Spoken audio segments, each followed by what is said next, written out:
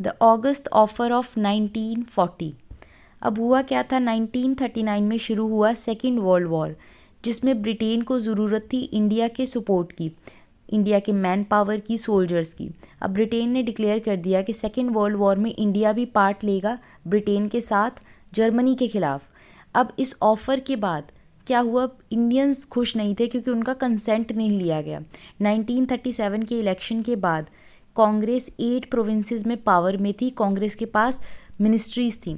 तो अब जब उनसे पूछा ही नहीं गया, पावर में होने के बावजूद उनसे कंसेंट नहीं लिया गया, वॉर में पार्टिसिपेशन की बात पूछी नहीं गई, जिसकी वजह से 1939 में कांग्रेस ने मिनिस्ट्री से रिज़ाइन कर दिया। अब इंडियंस का सपोर्ट पाने के लिए उस समय के वॉइसरॉय लिनलिथ ने एक ऑफ़र दिया जिसको कहते हैं ऑगस्ट ऑफर ऑफ 1940। इस ऑफ़र के अकॉर्डिंग इंडियंस सपोर्ट करे ब्रिटेन को सेकेंड वर्ल्ड वॉर में, जिसके बाद वॉर के बाद इंडियंस को ये सब चीज़ें दी जाएंगी, जिसमें फर्स्ट इंपॉर्टेंट चीज़ थी डोमिनियन स्टेटस, कि अगर वॉर जीतने के बाद ब्रिटिशर्स क्या करेंगे, इंडिया को डोमिनियन स्टेटस देंगे, इंडियन सेल्फ रूल कर सकते हैं खुद को, लेकिन ब्रिटिश क्राउन के अंडर। सेकंड प्रॉमिस था कि इंडियंस वॉर के बाद खुद का कॉन्स्टिट्यूशन लिख सकते हैं। थर्ड प्रॉमिस था कि गवर्नर, जो वाइसरॉय की एग्जीक्यूटिव काउंसिल है जो इंडिया को चलाती है, उसमें अब इंडियंस की पार्टिसिपेशन को बढ़ा दिया जाएगा, मोर इंडियंस ऐड कर दिए जाएंगे। फोर्थ थी माइनॉरिटी वीटो।